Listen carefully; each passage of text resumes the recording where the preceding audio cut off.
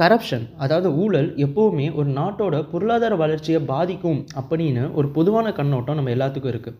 ஆனால் ஊழல் சில நாடுகளோட பொருளாதார வளர்ச்சிக்கு ஹெல்ப் பண்ணிக்கிட்டும் இருக்குது. அதோட பெஸ்ட் எக்ஸாம்பிள் சைனா. வாங் வாங் ஆங் அப்படிங்கிற சிங்கப்பூரை சேர்ந்த ஒரு பொருளாதார வல்லுநர் சைனாஸ் கோல்டன் ஏஜ் அதாவது சீனாவின் பொற்காலம் அப்படிங்கிற ஒரு புக்கில் ஊழல் எப்படி சைனாவோட பொருளாதார வளர்ச்சிக்கு உதவிக்கிட்டு இருக்கு அப்படின்னு சொல்லியிருக்காங்க.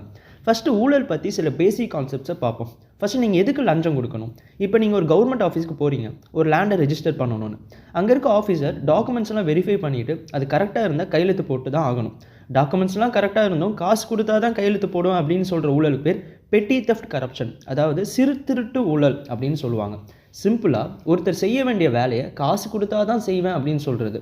இந்த ஊழலில் காசு வாங்கினவர் க்ரோ ஆவார், ஆனால் காசு கொடுத்தவருக்கு எந்த யூஸும் இல்லை. இன்னொரு டைப் ஆஃப் ஊழல் இருக்குது, அதுக்கு பேர் ஸ்பீட் மணி கரப்ஷன், அதாவது வேக பண்ண ஊழல் அப்படின்னு சொல்லுவாங்க. இந்த ஊழலில் என்ன பண்ணுவாங்கன்னா, நீங்கள் காசு கொடுத்தா 5 days ஆக வேண்டிய வேலையை 1 dayலேயே முடிச்சு கொடுத்துருவாங்க. இந்த ஊழலில் காசு வாங்கினவரும் க்ரோ ஆவார், காசு கொடுத்தவருக்கும் அவரோட வேலை சீக்கிரம் முடியும். இந்த ஸ்பீட் மணி ஊழல் தான் சைனாவில் நடக்குது. நான் ஃபஸ்ட்டு சொன்ன சிறு திருட்டு ஊழல் தான் இந்தியாவில் நடக்குது. சிம்பிளாக சைனாவில் நீங்கள் ஒரு லேண்டை ரெஜிஸ்டர் பண்ணணுன்னா நீங்கள் காசு கொடுத்தாலும் சரி கொடுக்கலைனாலும் சரி 5 days ஆகும். காசு கொடுத்தா 1 dayல முடிச்சு கொடுத்துருவாங்க. இது பேர் ஸ்பீட் மணி கரப்ஷன். இதே இந்தியாவில் நீங்கள் காசு கொடுத்தா தான் அந்த 5 daysலேயே முடிச்சு கொடுப்பாங்க. இதுக்கு பேர் சிறு திருட்டு ஊழல். இதனால தான் ஊழல் இந்தியாவோட எக்கனாமிக் க்ரோத்தை டவுன் பண்ணுது, சைனாவை க்ரோ பண்ணுது.